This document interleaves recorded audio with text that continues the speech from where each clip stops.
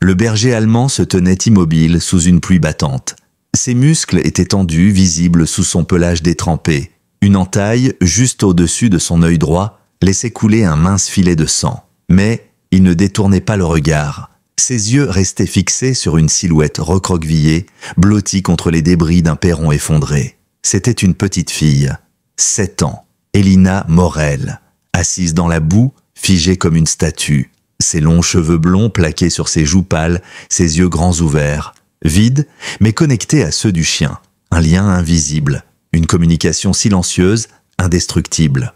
Autour d'eux, le village de Rocheval n'était plus qu'un champ de ruines. Les rues, transformées en torrents de boue. Les maisons éventrées vomissaient leurs meubles dans les flots déchaînés, et au loin, le hurlement des sirènes, une plainte lointaine, mêlée à la mélodie lancinante de la pluie qui martelait la terre. « On doit les évacuer, tous les deux !» hurla un secouriste tentant de couvrir le vacarme du vent. Mais au moment où l'équipe s'approcha, le chien se redressa. Sa posture changea, un grondement profond monta de sa poitrine. Pas une menace, pas une peur, une déclaration, une promesse. Le commandant de la brigade, Monsieur Lionel Brière, abaissa lentement son mégaphone. « J'ai jamais vu ça de ma vie. Ce chien ne partira pas sans elle, même si le ciel nous tombe sur la tête. » Comme s'il comprenait ces mots, la main d'Elina bougea doucement, frêle, tremblante. Ses doigts vinrent s'enrouler dans le pelage détrempé du chien. Et pour la première fois depuis des mois, ses lèvres s'entr'ouvrirent. Il s'appelle Max. Et il reste. Il l'a promis. Laissez un j'aime et partagez vos impressions dans les commentaires, en n'oubliant pas d'indiquer la ville depuis laquelle vous regardez. Maintenant, poursuivons l'histoire. Sarah Morel n'avait pas connu une nuit complète de sommeil depuis ce qui lui semblait une éternité. Avant même que les inondations ne frappent Rocheval, les urgences de l'hôpital Saint-Laurent étaient déjà devenues son second foyer. Mais depuis la catastrophe, elle était devenue l'unique infirmière de traumatologie encore capable de se rendre sur place. Son épuisement était devenu une routine silencieuse. Elle glissa une mèche de cheveux au burn derrière son oreille, tout en cochant la dernière case de son rapport de service. 48 heures de chaos. Des voisins arrivés sur des brancards bricolés, des enfants arrachés à leurs parents dans la confusion, et quelque part, au milieu de cette tempête, sa propre fille attendait. Elina n'avait pas toujours été si silencieuse. Avant que le convoi de Jean, son père, ne saute sur un engin explosif en mission à l'étranger, leur petite fille ne cessait de chanter et de poser 1000 questions. Mais depuis le jour où 2 militaires en uniforme étaient venus frapper à leur porte, quelque chose en elle s'était éteint. Les spécialistes avaient évoqué un mutisme sélectif, déclenché par le choc. Sarah appelait ça autrement, le cœur brisé d'une enfant. Le déménagement à Rocheval devait marquer un nouveau départ. La vieille maison en bois, au bout de la route de la forêt, leur avait été léguée par les parents de Jean. Le quartier scolaire local se vantait d'un bon programme d'accompagnement pour enfants à besoins spécifiques. Mais 6 mois plus tard, Elina n'avait toujours pas prononcé un mot à ses enseignants. À la maison, elle se contentait de hochements de tête, de dessins et parfois de quelques murmures quand elle croyait que sa mère ne l'écoutait pas. Quant à Max, il n'avait jamais vraiment eu de maître. Officiellement, il appartenait à l'armée. Son dossier le décrivait comme vétéran de 5 missions dans des zones de guerre, spécialisé dans la détection d'explosifs et la récupération de blessés. Son ancien partenaire, un certain lieutenant Lucas Derouet, mais la vraie histoire de Max, elle, était enterré dans des rapports classés et dans les cauchemars qui le faisaient parfois gémir la nuit. Lors du transfert vers un centre de rééducation canine au nord du pays, le camion de transport fut pris dans la crue. Le conducteur eut tout juste le temps de sauter du véhicule. La cage du berger allemand s'était brisée à l'impact. Max, lui, avait disparu dans les flots, sans laisser de traces. Lionel Brière connaissait Rocheval comme sa poche. Il y avait passé ses 62 années de vie. Des crues, il en avait vu. Mais jamais à ce point. La moitié de la ville était submergée, l'autre moitié hébergeait les sinistrés. Il avait transformé le gymnase du lycée en centre de coordination des secours. Et pendant qu'il tentait de gérer l'évacuation, il ne pouvait s'empêcher de penser à une petite fille autiste, livrée à elle-même dans cette catastrophe. L'ordre d'évacuation générale tomba à 3 heures du matin. Sarah venait tout juste de finir son tour de garde lorsque l'alarme retentit dans l'hôpital. Une brèche critique venait d'être détectée au barrage de la Trinité. Elle bondit dans sa voiture, les rues déjà submergées jusqu'aux chevilles. Les essuie-glaces luttaient contre la pluie battante. « Elina !» cria-t-elle en ouvrant la porte de la maison à la volée. « Chérie, on doit partir immédiatement. » La petite était déjà éveillée, assise en tailleur sur son lit, entourée de ses carnets de croquis. Elle ne leva même pas les yeux. Son crayon filait à toute vitesse, dessinant les contours d'un grand chien. « Mon cœur, on n'a pas le temps ?» souffla Sarah en attrapant l'imperméable jaune de sa fille et le sac d'urgence qu'elle avait préparé des mois plus tôt. « Le barrage va céder, il faut atteindre un point haut. » Enfin, Elina leva les yeux. Son regard bleu était grand ouvert et étrangement calme. Elle pointa du doigt son dessin puis la fenêtre.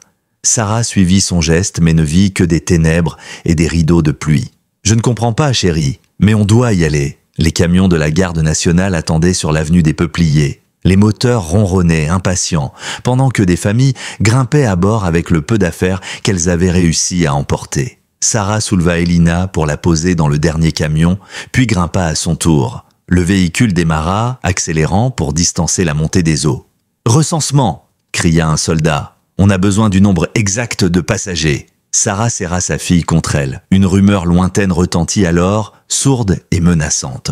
Le barrage venait de céder. Et soudain la terreur. Sarah se retourna, les bras vides. Elina n'était plus là. Le choc fut instantané. Sarah sentit son cœur s'arrêter. Son regard fouilla désespérément le camion, balayant les visages paniqués, les silhouettes emmitouflées dans des couvertures de survie, les enfants en pleurs. Mais nulle part, elle ne vit la chevelure blonde de sa fille. « Ma fille !» hurla-t-elle en se levant d'un bond, se cognant contre la structure métallique du camion en mouvement. « Elle est tombée. Il faut arrêter ce foutu camion. » Le soldat posté près de la portière jeta un regard désolé. « Madame, on ne peut pas s'arrêter. L'eau est juste derrière nous. C'est trop dangereux. » Mais Sarah n'entendait déjà plus. Elle se précipitait vers l'arrière du véhicule, repoussant les mains qui tentaient de la retenir. « Stoppez! Arrêtez! Elle est tombée, vous m'entendez? C'est ma fille. » Et elle sauta. L'impact fut brutal. Ses jambes flanchèrent en touchant le sol détrempé. Elle roula sur plusieurs mètres dans la boue, la douleur irradiant jusqu'à ses hanches. Mais elle se releva, parce que sa fille était là, quelque part dans cette nuit de chaos. Elle courut à contre-courant du camion qui s'éloignait déjà dans le vacarme. Les eaux grondaient dans son dos comme une bête furieuse lancée à leur poursuite. 2 heures plus tard, Lionel Brière la retrouva à moitié submergée dans un canal, hurlant le prénom d'Elina entre 2 sanglots. Il dut la retenir physiquement, ses bras puissants l'empêchant de replonger dans les eaux noires. « Arrête, Sarah, tu vas y rester. Tu ne l'aideras pas si tu meurs ici. » Elle se débattait comme une furie. Sa blouse médicale collée à sa peau comme un linceul. « Elle est là quelque part, Lionel. » Elle ne peut pas crier, elle ne sait pas. Elle ne peut pas appeler à l'aide. Le shérif ne répondit pas tout de suite.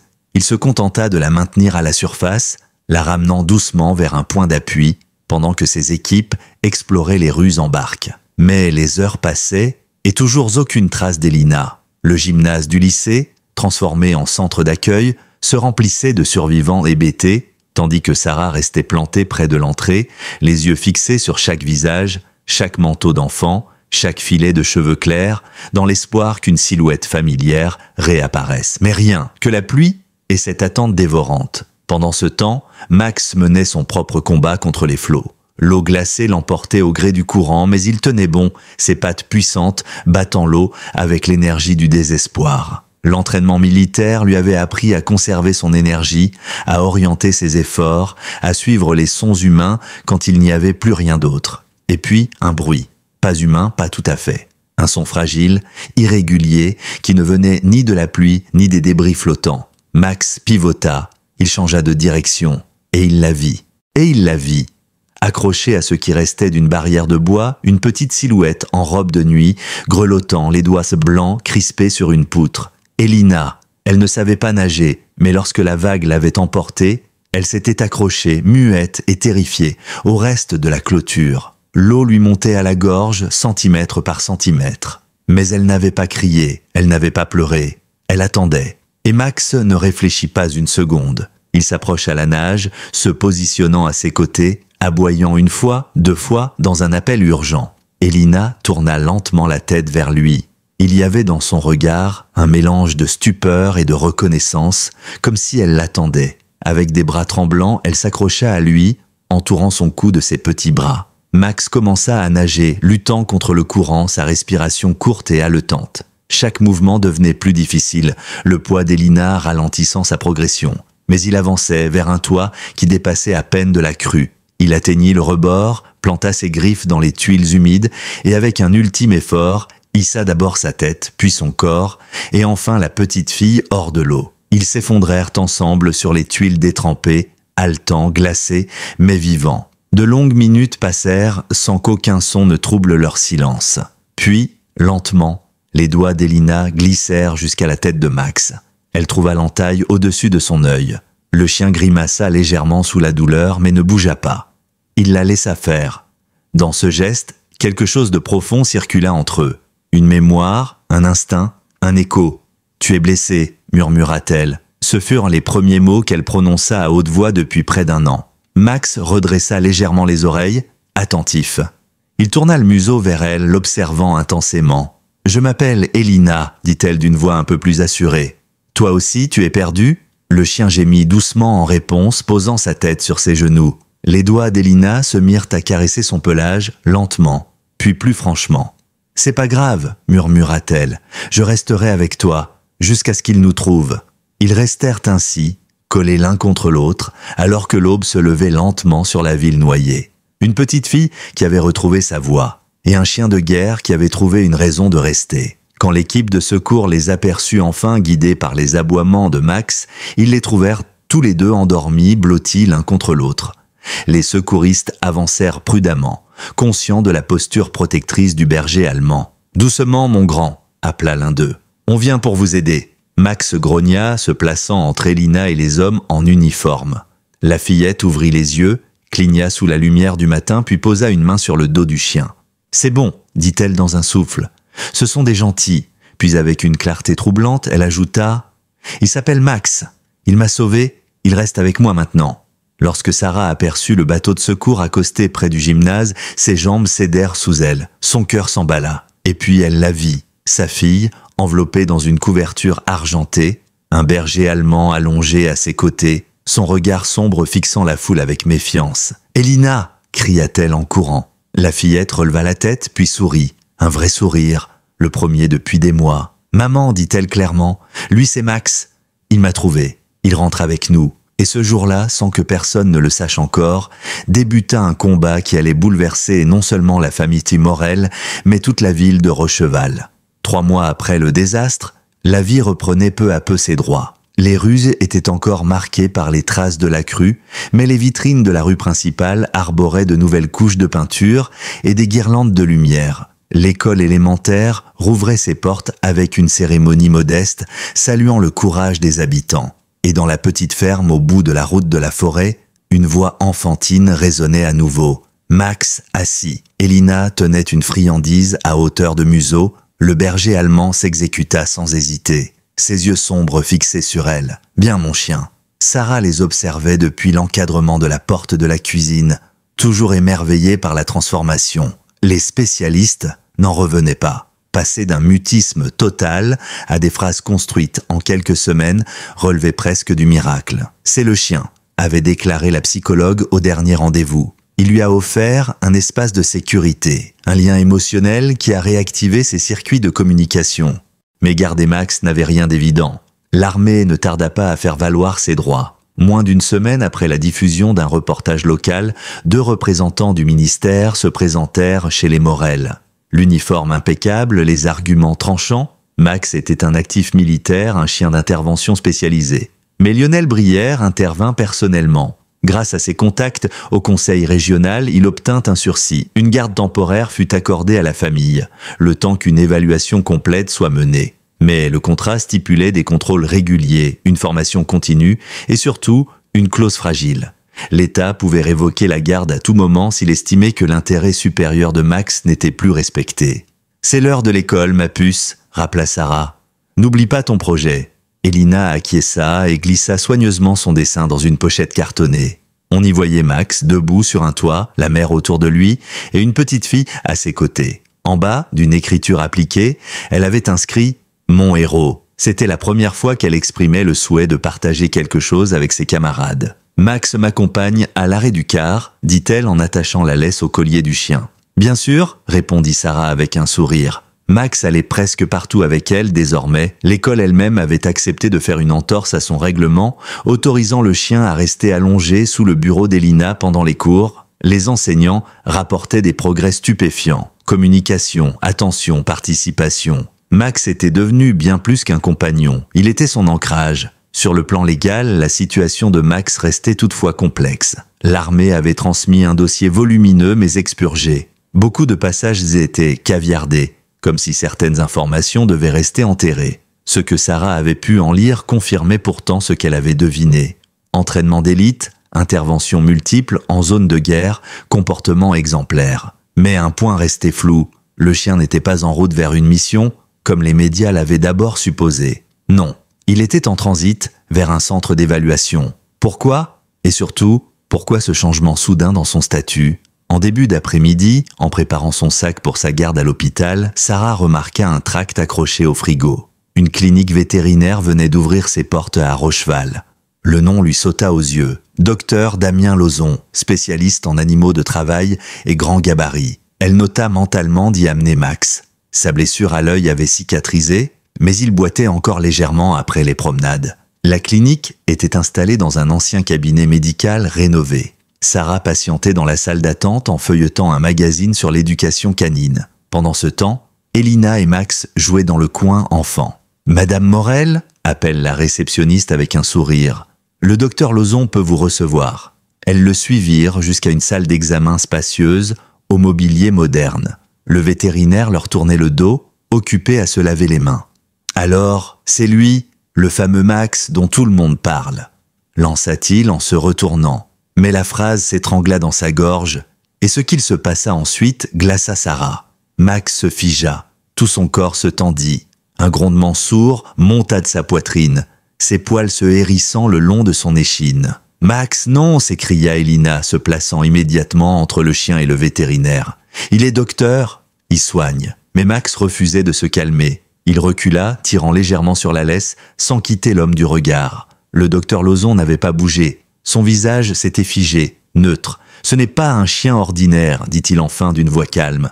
C'est Max, unité K 9784, je le reconnais. » Sarah fit un pas en avant, protectrice. « Vous le connaissiez ?»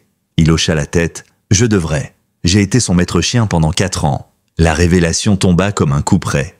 Max continuait de grogner, entrecoupant ses gémissements d'aboiement étouffés. Sarah balbutia. « Mais son dossier ne mentionne aucun nom. » « Mon identité a été volontairement masquée, » répondit le vétérinaire toujours immobile. Il se pencha lentement, tendant une main paume ouverte. « Salut, vieux frère. Je ne pensais pas te revoir. » Mais Max ne s'avança pas. Il resta entre Elina et lui, le regard fixe, le souffle court. « On dirait qu'il ne vous porte pas dans son cœur, » observa Sarah, l'adrénaline toujours présente.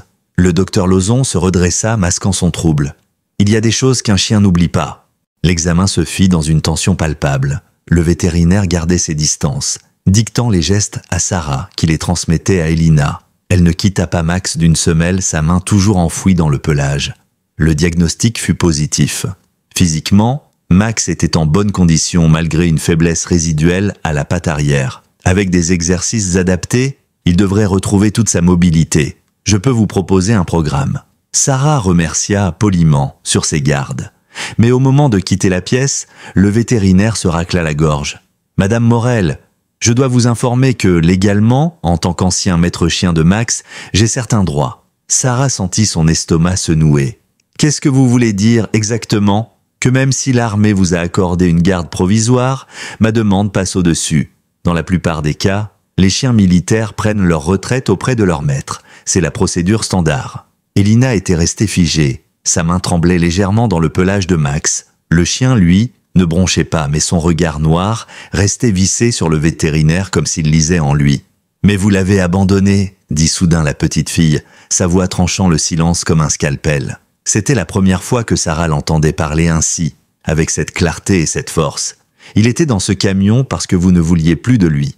Le visage du docteur Lauzon se crispa une seconde avant qu'il ne reprenne sa posture professionnelle. « Ce n'est pas aussi simple, tenta-t-il. »« Max se souvient, » répondit Elina. « Il sait ce qui s'est passé. » Il redressa le col de sa blouse, retrouvant ce ton froid et administratif. « Je déposerai les papiers dans la semaine. En attendant, suivez le programme de soins. Bonne journée, Madame Morel. Elina. La route du retour se fit en silence. Sarah réfléchissait à toute allure. Quel recours? Quelle loi? Quel précédent? À ses côtés, Elina gardait une main crispée sur le collier de Max. « Il ne peut pas la voir » murmura-t-elle quand elles franchirent le portail de la ferme. « Max a peur de lui ?» Sarah jeta un œil dans le rétroviseur. Le chien n'avait pas quitté sa fille du regard depuis qu'ils avaient quitté la clinique. « Chérie, c'est compliqué. »« Non » répliqua Elina avec une fermeté rare. « Il m'a sauvé. Maintenant, c'est à nous de le sauver. » Ce soir-là, la rumeur se répandit comme une traînée de poudre dans toute la ville. Le nouveau vétérinaire, celui qui s'était si bien intégré, cherchait désormais à récupérer le chien symbole du miracle de Rocheval. Max, le héros qui avait retrouvé la petite fille, risquait d'être arraché à la seule personne qu'il protégeait encore. Lionel Brière frappa à la porte juste après le dîner. Il portait sa vieille parka de chasse et son visage affichait une gravité inhabituelle. Sarah lui servit un café sans un mot. « Je préfère que tu l'entendes de moi. » Il posa une liasse de papier sur la table. Lozon a officiellement déposé une requête de reprise de garde. Il affirme avoir été son maître chien. Et ses documents semblent solides. « Il a le droit ?» demanda Sarah en baissant la voix. Dans le salon, Elina lisait à Max comme chaque soir. « Légalement, peut-être, c'est flou. Ces cas sont toujours tordus. L'armée a ses règles, les tribunaux civils en ont d'autres, et Max a disparu de lui-même. Il était techniquement en situation d'abandon. » Sarah serra la mâchoire. « Il a sauvé ma fille. Elle parle grâce à lui.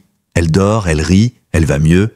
Et on voudrait lui enlever ça ?» Le shérif hocha lentement la tête. « C'est pour ça qu'on va organiser une réunion exceptionnelle du conseil municipal demain soir. On entendra les deux versions, avant que ça parte en procès. » Cette nuit-là, Sarah ne dormit pas. Elle écuma les forums de juristes, les sites de défense animale, les blogs de familles d'accueil de chiens militaires. Des histoires semblables existaient. Parfois, le maître récupérait le chien. Parfois, une famille d'accueil obtenait la garde pour des raisons exceptionnelles. Et ce lien entre Elina et Max, cette guérison rapide, ce retour à la vie, n'était-ce pas exceptionnel? Le bruit d'une clé dans la serrure la fit sursauter. Elle se retourna, le shérif. Il tenait un dossier sous le bras. « Je me suis permis de passer », dit-il en refermant la porte derrière lui. « J'ai demandé à un ami du greffe de fouiller un peu. » Sarah s'approche. Le dossier portait le nom complet du vétérinaire, des pages de service militaire, des mentions élogieuses, des décorations. Mais au milieu des documents, un détail attira leur attention. « Regarde ça !» dit Lionel en désignant une ligne sur une fiche de déploiement. 3 mois manquants. Aucune affectation, aucune mention, juste un vide. Ce n'est pas standard. Et ça coïncide pile avec l'incident qui a précédé sa démobilisation. Du haut des escaliers, une voix douce les interrompit. « Vous parlez de lui, n'est-ce pas ?» Elina se tenait en pyjama, Max à ses pieds. Sarah hésita, puis hocha la tête. « Oui, on cherche à comprendre pourquoi il veut Max. » La fillette descendit calmement et s'assit à la table. Le chien s'installa aussitôt contre elle. « Il est effrayé, Max. Quand il dort, je le tiens, et je vois ce qu'il voit. » Lionel échangea un regard avec Sarah. « Tu veux dire, en rêve ?»« Non, il me montre. Quand il dort et que je le touche, je vois les choses comme lui. » Le shérif se pencha lentement vers elle. « Et qu'est-ce qu'il voit, Elina ?» La petite fille fixa la table. Un désert, très chaud, des gens qui crient, un homme qui hurle, Max qui s'arrête, qui s'assoit, parce qu'il sent quelque chose. Et l'homme le tire, il le force à avancer. Puis il y a une énorme explosion. Sarah sentit son sang se glacer. « Tu as vu ça avec lui ?» Elina acquiesça. C'était une route. Il y avait des bombes dessous. Max l'avait senti. Mais l'homme ne l'a pas écouté. Un silence lourd tomba sur la cuisine. Puis Lionel reprit doucement. « Tu sais ce que tu viens de dire, Elina ? Ce que tu décris, ça correspond exactement à un rapport militaire classifié. Un rapport que tu ne peux pas connaître. Max se souvient, alors moi aussi. » Et avec cette vérité simple, dite avec une sincérité désarmante, la petite fille retourna se blottir contre le chien. Le shérif se leva lentement. « Je vais contacter un ami aux anciens combattants, voir s'il peut recouper ça. Si Lozon a tenté de rejeter la faute sur Max pour une erreur de commandement, ça pourrait tout changer. » Le lendemain soir, la salle polyvalente de Rocheval était pleine à craquer. Chaque siège occupé, les visages graves, les regards tournés vers la scène où 2 tables avaient été installées. D'un côté, la famille Morel, de l'autre, le docteur Lozon, seul en uniforme civil. La mère, une femme énergique prénommée Solange Delmas, ouvrit la séance. Mes amis, si nous sommes réunis ce soir, c'est pour trancher un sujet délicat, l'avenir d'un chien militaire devenu symbole de notre communauté. Solange Delmas invita le docteur Lauzon à prendre la parole en premier. Il se leva, son allure toujours droite, son regard maîtrisé. Je comprends que ce soit une affaire émotionnelle, commença-t-il, sa voix calme mais ferme. Mais je suis ici pour rappeler une réalité légale et opérationnelle. Max, ou K9784, est un chien d'élite. Son entraînement est le fruit d'années d'investissement militaire. Ce chien a sauvé des vies, et il peut continuer à en sauver si on lui en donne les moyens. Il s'interrompit pour balayer la salle du regard. Je ne doute pas de l'attachement de la petite Elina, mais un enfant de 7 ans ne peut pas répondre aux exigences de ce type de chien. Ce n'est pas un animal de compagnie, c'est un soldat. Un murmure courut dans la salle. Des têtes se secouaient, d'autres acquiesçaient. Il poursuivit. J'ai été son maître chien pendant 4 ans. Nous avons traversé des missions ensemble, des zones de combat. Max a failli mourir plusieurs fois. Il mérite une fin de carrière digne, pas une vie dans un foyer inadapté. Il termina d'un ton plus solennel. J'ai l'appui du ministère, et les procédures militaires recommandent que les chiens soient confiés à leur ancien maître pour leur retraite. Puis ce fut au tour de Sarah. Elle monta sur l'estrade, le cœur battant, les mains légèrement tremblantes. Elle n'était ni militaire ni avocate, juste une mère qui allait tout faire pour garder ce chien auprès de sa fille.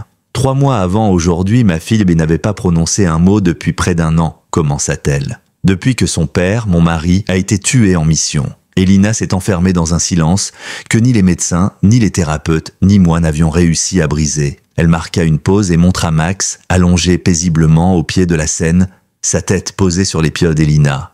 Et puis ce chien l'a trouvée. Dans une ville inondée, il ne s'est pas contenté de la localiser, il l'a protégée, il lui a redonné une raison de vivre. Et je pèse mes mots, il l'a ramenée au monde. Aujourd'hui, ma fille parle, elle apprend, elle dort la nuit et elle rit. Tout cela grâce à Max. Elle se tourna vers le public. Je ne suis pas experte en cynotechnie. Je ne connais pas les protocoles de l'armée. Mais je sais ce que je vois. Un lien unique, une symbiose. Enlever Max à Elina aujourd'hui, ce ne serait pas lui prendre un chien. Ce serait lui arracher son ancrage, sa sécurité. Ce serait la faire retomber dans ce silence dont elle vient à peine de s'échapper. Les témoignages se succédèrent. La directrice de l'école parla des progrès fulgurants d'Elina. Un pasteur évoqua la responsabilité morale d'une communauté envers ses enfants. La thérapeute décrivit l'impact psychologique d'un animal de soutien émotionnel dans un cas aussi spécifique. Et pendant tout ce temps, Elina resta assise, immobile, une main dans la fourrure de Max, puis la mère se leva. « Elina, tu aimerais nous dire quelque chose ?» La salle entière se tut, la petite fille se leva lentement, Max fit de même. Ils avancèrent côte à côte jusqu'au micro. Elina semblait toute petite sous les projecteurs, mais sa voix, lorsqu'elle parla, était d'une clarté désarmante. « Max m'a sauvée quand j'étais toute seule. Il me protège encore. Mais lui aussi, il a peur. Il fait des cauchemars sur ce qu'il a vécu. » Elle tourna les yeux vers le vétérinaire et dans son regard, quelque chose bascula. « Il se souvient de quand vous avez crié, quand vous lui avez dit qu'il était un mauvais chien, alors qu'il avait essayé de vous prévenir. Il avait senti les bombes, mais vous ne l'avez pas écouté. » Un murmure incrédule traversa l'assistance. Le docteur Lauzon pâlit. « Assez » lança-t-il d'une voix brusque. « Tu n'as aucune idée de ce que tu dis. » Mais Elina ne bougea pas.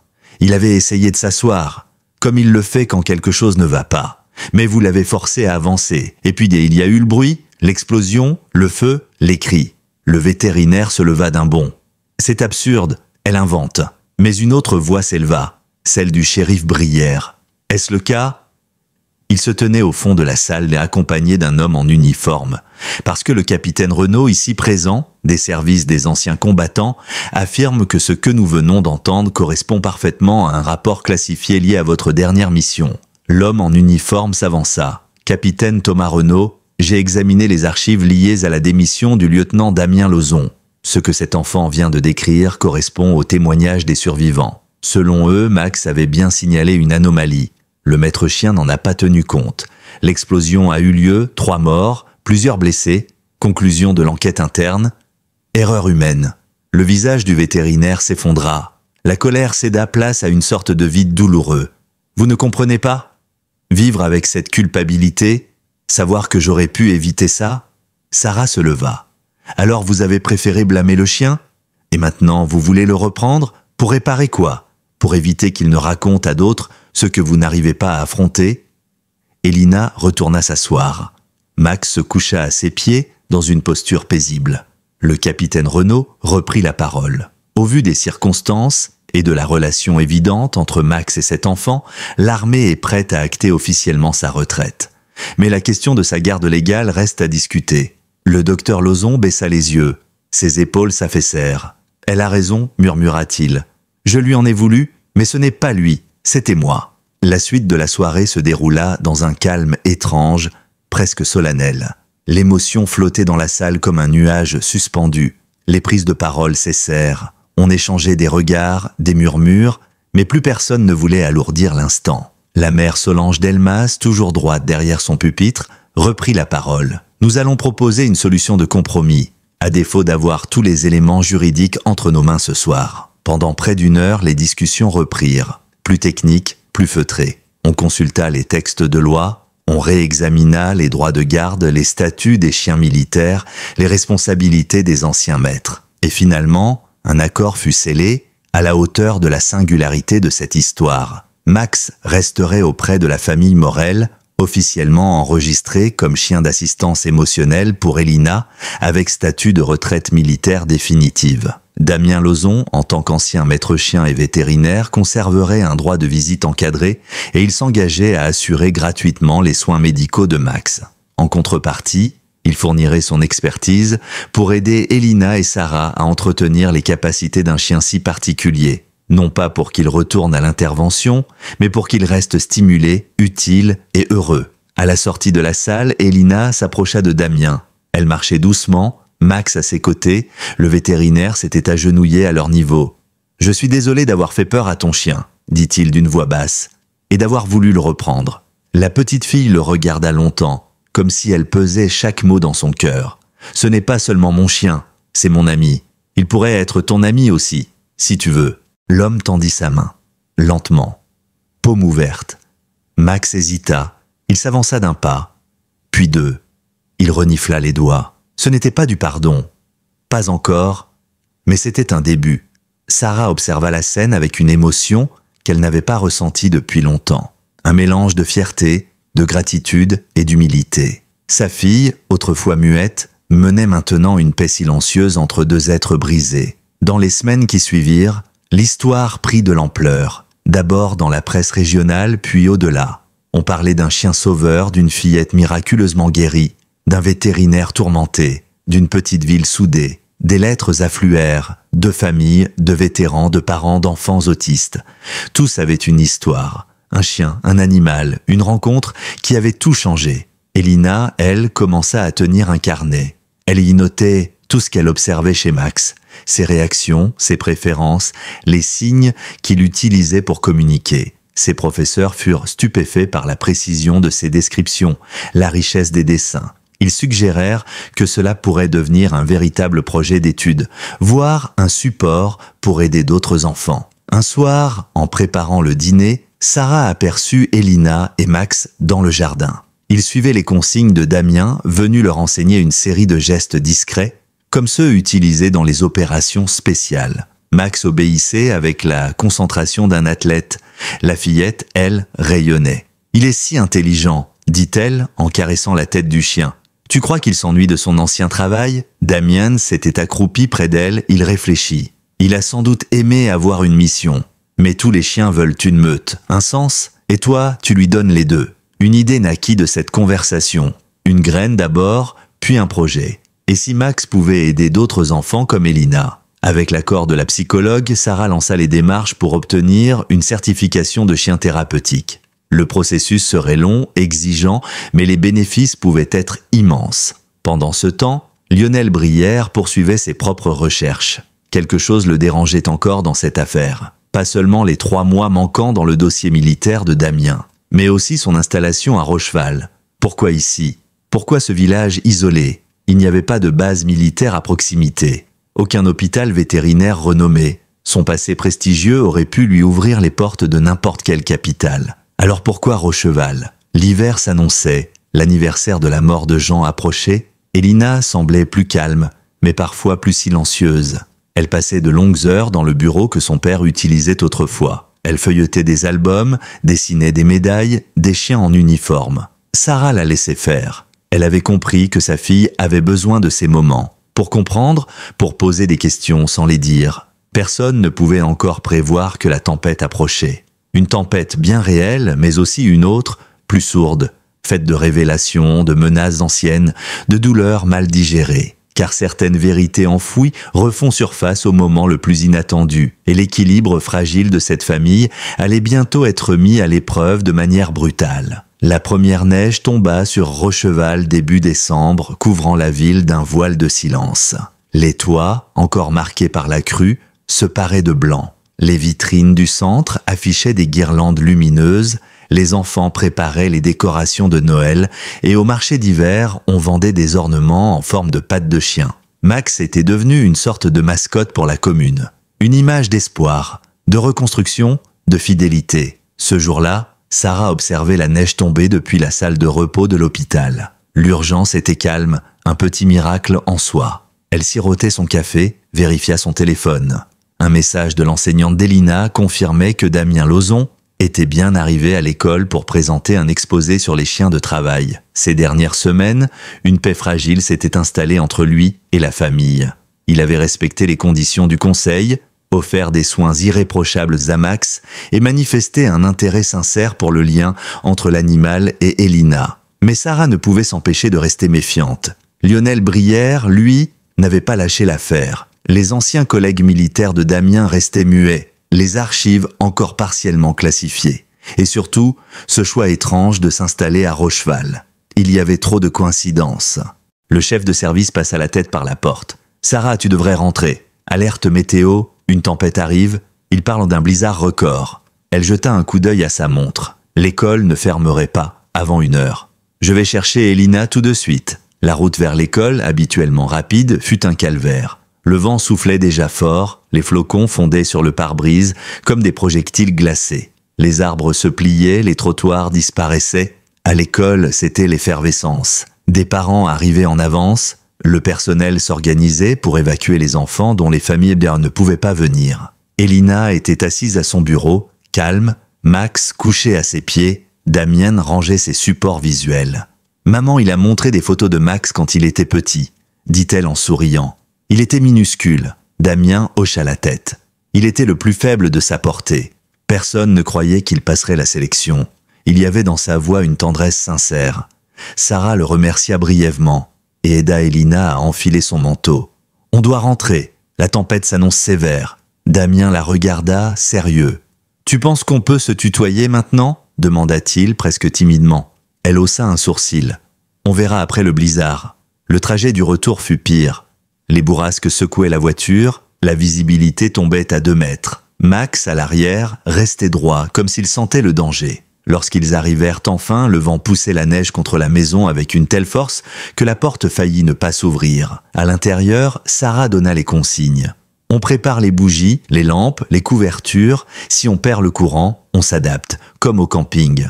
Max restait proche d'Elina, comme s'il sentait que quelque chose allait basculer. La nuit tomba vite. La tempête s'intensifiait. Le courant sauta une première fois, revint. Puis s'éteignit pour de bon. Sarah alluma des bougies, installa Elina dans le salon, Max en boule contre elle, une couverture sur leurs genoux, mais le chien n'était pas calme. Il allait d'une fenêtre à l'autre, oreilles dressées, comme s'il guettait un son que les humains ne percevaient pas. Puis, le téléphone de Sarah sonna. Une sonnerie d'urgence, c'était Lionel. « Sarah, c'est grave. Le ruisseau déborde, le verglas bloque les routes. On a des habitants coincés. On a besoin de toi à la salle des fêtes. On va venir te chercher en motoneige. » Sarah jeta un regard à Elina. Ses voisins étaient trop âgés, les autres familles déjà parties. Elle ne pouvait pas la laisser seule. « Je l'emmène avec moi, dit-elle, et Max aussi. » Ils se préparèrent rapidement. Elina choisit soigneusement ce qu'elle voulait emporter. Une photo de son père, son carnet, les médicaments, la laisse de Max. Lorsque la motoneige arriva, Lionel était méconnaissable, le visage couvert de neige. « C'est pire que prévu !» cria-t-il. « Le ruisseau se transforme en fleuve, jamais vu ça !» Mais alors que Sarah aidait Elina à monter à l'arrière, Max se figea. Il renifla l'air, poussa un gémissement, puis bondit. En un instant, il disparut dans le blizzard. « Max !» hurla Elina tentant de le suivre. Lionel la rattrapa in extremis. Il reviendra, chérie. Les chiens comme lui ne se perdent pas. Mais Elina secouait la tête, les larmes au bord des yeux. Non, il a entendu quelque chose, il va aider. Sarah se mit à genoux devant elle. Écoute-moi, ma chérie. Si Max est parti, c'est qu'il a une mission. Tu te souviens ce que Damien t'a dit? Il est programmé pour aider. Elina cessa de pleurer. Ses yeux brillèrent d'une lueur étrange. Alors on doit le suivre. Il nous montre le chemin. Lionel hésita, puis soupira. 5 minutes, on suit ses traces 5 minutes. Ensuite, on rentre au centre, quoi qu'il arrive. La motoneige suivait tant bien que mal les empreintes de Max à peine visibles dans la neige tourbillonnante.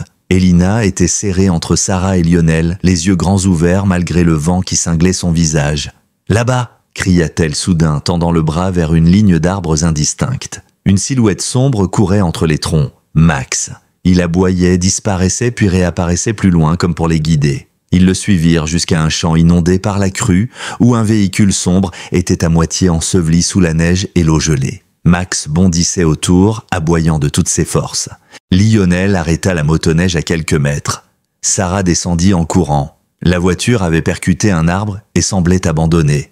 Mais à travers la vitre givrée, elle vit 2 silhouettes. À l'avant, un homme inconscient, penché sur le volant. À ses côtés, un enfant, un petit garçon. « Lionel, il y a des gens à l'intérieur !» hurla-t-elle. Max tournait autour du coffre, grattant frénétiquement. Elina le suivit, malgré les ordres de sa mère. « Par ici !» cria la fillette. « Max a trouvé un passage !» Sarah contourna la voiture. Le coffre était à demi ouvert, bloqué par la neige, mais accessible. Elina était déjà en train de ramper à l'intérieur. « Reviens ici tout de suite !»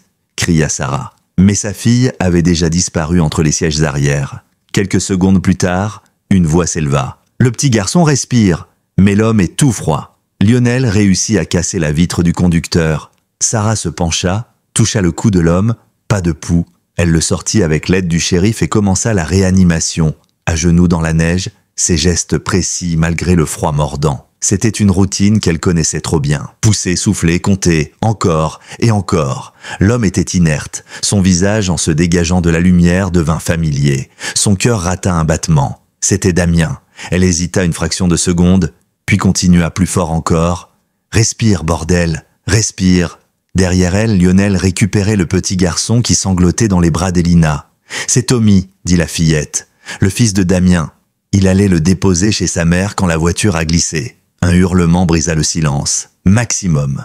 Il se tenait juste derrière Sarah, les oreilles couchées, le corps tendu. Il grognait mais pas de peur, d'alerte. Quelque chose approchait. Sarah continua les compressions. Et soudain Damien toussa. De l'eau sortit de ses poumons. Ses yeux s'ouvrirent, confus, puis affolés. « Tommy, où est mon fils ?»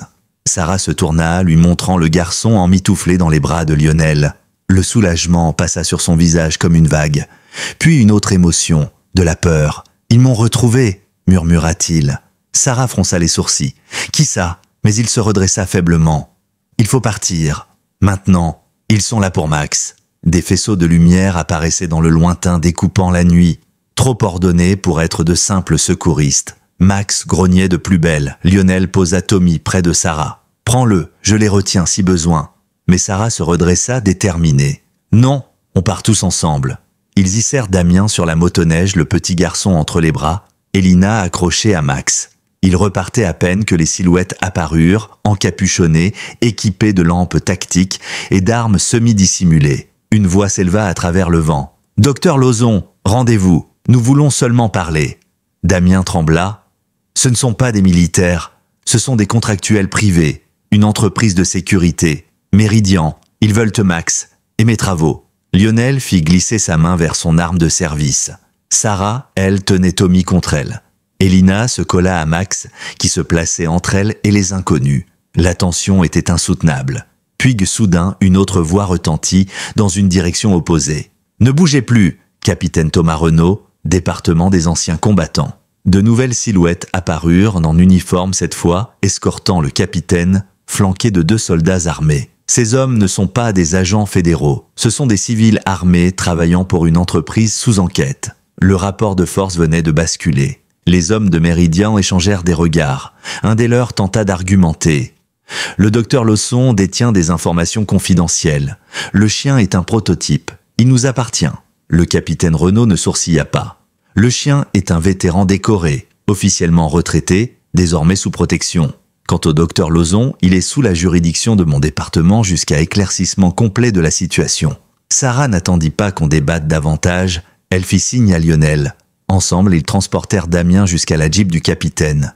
Tommy était frigorifié mais vivant. Elina marchait silencieusement, Max à ses côtés. Lorsqu'ils arrivèrent au centre communautaire transformé en centre d'accueil, ils furent accueillis par un flot de lumière, de chaleur et de visages inquiets. Des civières furent déployées. Damien fut immédiatement pris en charge. Sarah l'accompagna, restant auprès de lui, pendant que les médecins évaluaient son état. Tommy, de son côté, refusait de lâcher la main d'Elina. « Mon papa a dit que si quelque chose arrivait, le chien viendrait nous chercher », confia-t-il d'une voix basse. Le capitaine Renaud entendit cette phrase et se tourna vers Max. « Vous l'avez vraiment fait ?» Mais la nuit n'était pas terminée. À l'intérieur du centre communautaire, la situation était tendue. Le blizzard faisait rage dehors, mais c'était à l'intérieur que la véritable tempête grondait. Tandis que les bénévoles s'affairaient à distribuer couvertures et chocolats chauds, Lionel et le capitaine Renaud se tenaient à l'écart, dans un coin du hall principal, en pleine conversation à voix basse. Sarah, elle, passait de patient en patient, surveillant les blessés légers et ceux que la tempête avait forcés à fuir leur domicile. Mais son esprit restait focalisé ailleurs, sur sa fille, sur Max, sur Damien toujours allongé sous perfusion dans la pièce voisine. Elle s'approcha de Renaud. « Alors, c'est quoi la vérité ? Pourquoi ces hommes poursuivent Damien et Max comme s'ils valaient des millions ?» Le capitaine soupira. Officiellement, Lawson dirigeait un programme d'entraînement avancé pour chiens militaires. Mais il a refusé de suivre les dernières directives imposées par ses supérieurs. On lui demandait de tester des méthodes de conditionnement extrêmes. Il a désobéi, et il a fui, avec les données. Sarah fronça les sourcils. Et Max, dans tout ça ? Renaud désigna le chien couché près d'Elina. Max est le fruit de ses recherches, le plus abouti. Il n'a pas été dressé uniquement pour l'obéissance, mais pour développer des capacités de perception empathique, des réponses émotionnelles. C'est pour ça qu'il a su trouver Elina dans la tempête. C'est pour ça qu'il la comprend. Il marqua une pause, et c'est aussi pour ça que Méridian le veut à tout prix. Ils veulent te reproduire ce lien, le monnayeur. Sarah sentit la colère monter. On parle d'un être vivant, pas d'un brevet. Le capitaine hocha la tête. Lawson l'a compris trop tard. C'est pour ça qu'il a trafiqué le dossier de Max, pour le faire passer pour inapte, pour le sauver. À cet instant, un cri strident retentit, puis un aboiement puissant. Sarah se retourna d'un bond. Max était debout, raide, grognant en direction de l'entrée secondaire du centre. Plusieurs enfants criaient et dans la cohue, Sarah aperçut Elina, seule, le visage figé de panique. Tommy n'était plus à ses côtés. « Où est Tommy ?» hurla Sarah en courant vers sa fille. Elina sanglotait. « Ils l'ont emmené. 2 hommes. Ils m'ont poussé. Max a essayé de les suivre. » Lionel dégaina son arme, fonçant vers l'arrière du bâtiment. Renaud le suivit, appelant ses hommes. Sarah, elle, attrapa la main de sa fille et s'agenouilla. « Il va bien ? Max est déjà parti. Il le retrouvera. » Mais au fond d'elle, une peur plus froide que la neige la saisissait. Ces gens avaient osé revenir. En plein centre d'évacuation, ils avaient osé prendre un enfant. Elle retourna dans la pièce où Damien reprenait lentement connaissance. Il tenta de se redresser. Elle l'en empêcha. « Ils ont ton fils. » Méridiane. « Ils viennent de l'enlever, ici. » Les yeux de Damien s'emplirent d'un mélange d'effroi et de rage. « Non, pas Tommy !» Il serra les poings, malgré sa faiblesse. « Max est avec lui ?» Sarah acquiesça. Il a suivi leurs traces. Mais on ne sait pas où. Renaud revint. On a retrouvé une piste. Une camionnette a quitté la zone il y a quelques minutes. Direction le vieux dépôt de l'usine d'embouteillage. Sarah se tourna vers Damien. « Tu peux marcher ?» Il hocha la tête. « Je peux tenir. Si c'est pour mon fils, je marcherai jusqu'au bout du monde. » Moins d'une demi-heure plus tard, un petit groupe quittait le centre en silence, malgré le vent hurlant. Sarah, Damien, Lionel, Renaud et 2 militaires. Le dépôt en question se trouvait dans la zone industrielle, à l'abandon depuis des années. Un endroit idéal pour une opération discrète. Ils avancèrent prudemment entre les containers rouillés, les bottes s'enfonçant dans la neige molle. Une lumière filtrait depuis une baie vitrée sale. Ils aperçurent une silhouette minuscule assise dans un coin. Tommy. Et près de lui, Max, en position de défense. 2 hommes discutaient plus loin devant un ordinateur. « On entre en force ?» souffla Renaud. Non, trop risqué, répondit Sarah. On doit d'abord sécuriser les enfants. Elle regarda Damien. Conduis-moi jusqu'à la salle de contrôle. Tu connais ce genre de bâtiment, non? Il acquiesça. Il y aura un couloir à gauche, une porte renforcée. C'est sûrement là qu'ils stockent les données. Et Max est probablement retenu pour être connecté à l'un de leurs dispositifs. Ils se séparèrent en deux équipes. Pendant que Renaud et ses hommes détournaient l'attention à l'entrée, Sarah, Damien et Lionel passèrent par une entrée latérale. Ils progressaient lentement dans le noir, se repérant à l'odeur de plastique brûlé et au bruit des ventilateurs. Lorsqu'ils arrivèrent près de la pièce, un gémissement les arrêta net.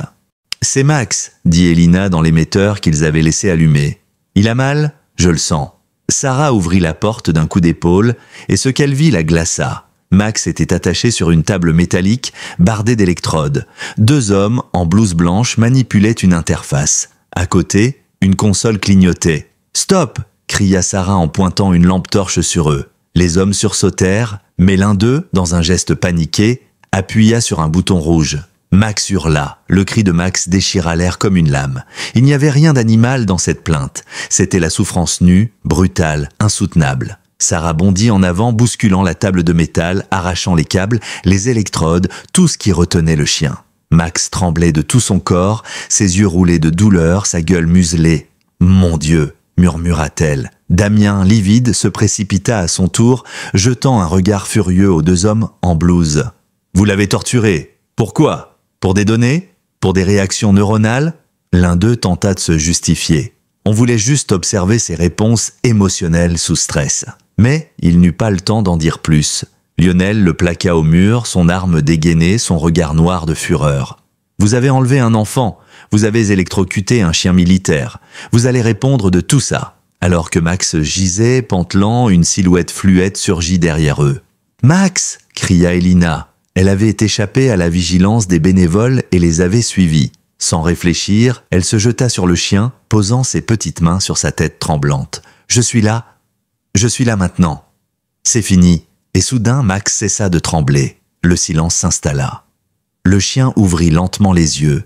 Il chercha le regard d'Elina. Une étincelle y brillait, vacillante mais tenace. Elle murmura presque imperceptiblement. « Je t'entends, je t'ai toujours entendu. » Ses doigts effleuraient la cicatrice au-dessus de l'œil, comme pour la réparer par la douceur. Les machines autour se mirent à grésiller, à s'éteindre, comme si la connexion humaine émotionnelle avait court-circuité le système. Max releva la tête. Avec une lenteur digne, il se redressa sur ses pattes. Il tourna la tête vers Tommy, toujours prisonnier dans un coin de la pièce, et d'un mouvement déterminé, se posta entre lui et les agresseurs. Il ne grognait plus, il ne montrait pas les crocs. Il imposait simplement sa présence, inébranlable, indiscutable. « Je crois qu'il est prêt à partir », souffla Elina. Damien s'approcha, ses yeux embués de larmes.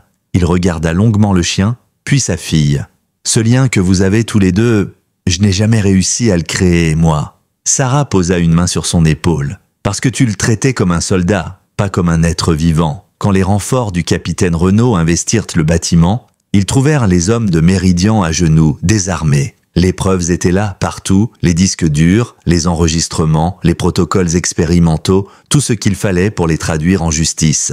Cette nuit-là, Sarah, Elina, Damien, Tommy et Max regagnèrent le centre communautaire, escortés, transis mais entiers. Les habitants les accueillirent avec des applaudissements, des larmes, des accolades. Le chien et la fillette étaient devenus les symboles vivants d'une résistance plus grande que n'importe quelle tempête. Dans les jours qui suivirent, la presse afflua, les procureurs s'emparèrent de l'affaire et les médias nationaux commencèrent à parler du dossier Rocheval. Les accusations contre Méridian incluaient l'enlèvement, la maltraitance animale, la rétention d'informations militaires et l'expérimentation illégale sur des animaux de service. Mais pour la famille Morel, une nouvelle page commençait. Max fut officiellement adopté, sa retraite militaire fut validée, son nom fut effacé des bases de données opérationnelles. Il n'était plus K9784, il était Max, juste Max. Et Elina, elle, n'avait plus besoin de carnet pour exprimer ce qu'elle ressentait. Elle parlait, riait, posait 1000 questions à sa mère, à Damien, à son thérapeute, à tout le monde. Mais son moment préféré, chaque soir, restait celui où elle s'asseyait à côté de Max, sa main glissée dans sa fourrure, et où elle murmurait doucement on est ensemble, pour toujours. Le printemps arriva sur Rocheval comme un souffle de renouveau. Les bourgeons reprenaient possession des arbres. Le ruisseau, enfin redevenu calme, scintillait sous la lumière douce du matin. Sur le perron de la vieille ferme, Sarah observait sa fille jouer dans l'herbe haute avec Tommy. Max les suivait, fidèle, sa démarche un peu plus lente depuis l'accident, mais ses yeux toujours aussi vifs, aussi protecteurs. Il avait gagné en sérénité ce qu'il avait perdu en agilité. Il était chez lui. 3 mois avaient passé depuis la nuit du blizzard. 3 mois pendant lesquels les plaies, visibles comme invisibles, avaient commencé à se refermer. Damien était resté à Rocheval, pas pour fuir ou se cacher, mais pour réparer. Il avait mis ses compétences au service de la communauté, ouvrant un cabinet vétérinaire accessible, dédié aux chiens de travail, aux animaux âgés, aux familles modestes. Un samedi matin, Sarah le rejoignit sur le perron. Il tenait 2 tasses de café. « Tu as l'air ailleurs, dit-il. » Elle sourit doucement. « Je pensais à tout ce qui a changé, à ce qu'on a traversé. » Il acquiesça. On revient toujours à l'essentiel. En contrebas, Max s'était couché près d'un petit fort de branches qu'Elina et Tommy construisaient. Les 2 enfants échangeaient peu de mots. Ils n'en avaient pas besoin. Ils partageaient un langage qui leur appartenait, fait de regards, de gestes, de souvenirs plus profonds que ceux des adultes. La psychologue scolaire rendit visite ce jour-là. Elle observe Elina dans son environnement. Elle nota ses progrès, son expression fluide, sa capacité à interagir, à poser des limites, à demander de l'aide. Elle a transformé ses silences en force, dit-elle à Sarah en rangeant son carnet. Max lui sert d'ancrage, mais aussi de tremplin. Leur relation est exceptionnelle. Le soir venu, dans le bureau de Jean, désormais transformé en salle d'activité, Elina montra à Max une série de gestes que Damien lui avait appris. Des codes subtils, des signaux discrets. Le chien les exécuta un à un, concentré, patient, précis. « Tu crois qu'il aimerait continuer à aider d'autres enfants ?» demanda Elina. Damien, assis à côté d'elle, réfléchit. Max n'a jamais cessé d'avoir une mission. Il suffit qu'elle soit différente. Ce fut ainsi qu'un nouveau projet prit forme. Certifier Max comme chien thérapeutique, officiellement. Non seulement pour Elina, mais pour accompagner d'autres enfants autistes ou marqués par un traumatisme. 1 mois plus tard, Max obtint sa licence.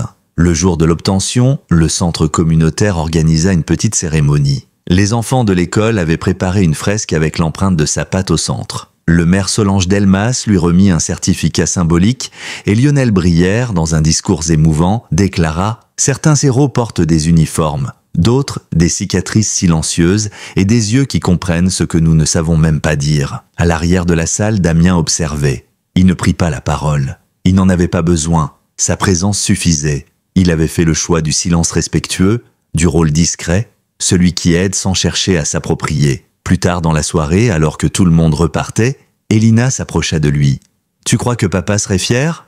Damien s'accroupit pour être à sa hauteur. Il ne pleurait pas souvent. Mais ce jour-là, une larme roula sur sa joue. « Il serait fier de toi, Elina. Et de ce que tu as offert à Max. » Cette nuit-là, Sarah s'attarda dans l'encadrement de la porte de la chambre. Elina dormait, paisible, son bras posé sur le flanc de Max. Le chien, éveillé, leva les yeux vers elle. Il ne remua pas la queue. Il n'eut pas besoin. Son regard disait tout. Gratitude, confiance, promesse. Sarah murmura dans l'ombre « Merci d'être resté. Merci d'avoir veillé.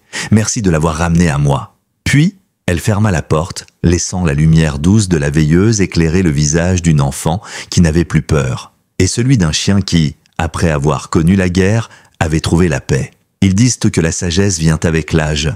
Mais parfois, ce sont une enfant et un chien qui nous rappellent les vérités essentielles. Dans l'histoire d'Elina et de Max, nous retrouvons tous une part de nous-mêmes. Ce moment où la douleur nous a coupé la voix, où la peur nous a isolés, où l'abandon a creusé un silence profond. Mais il suffit d'un regard, d'un être qui refuse de nous laisser tomber, d'une fidélité muette, pour tout changer. Alors, à vous qui regardez cette vidéo, rappelez-vous ceci. Même lorsque vous pensez être perdu, quelqu'un veille. Parfois, ce n'est pas une personne, parfois c'est un chien, ou un souvenir, ou une promesse que la vie vous a faite, et qu'elle tient au moment le plus inattendu. J'espère que cette histoire vous a plu.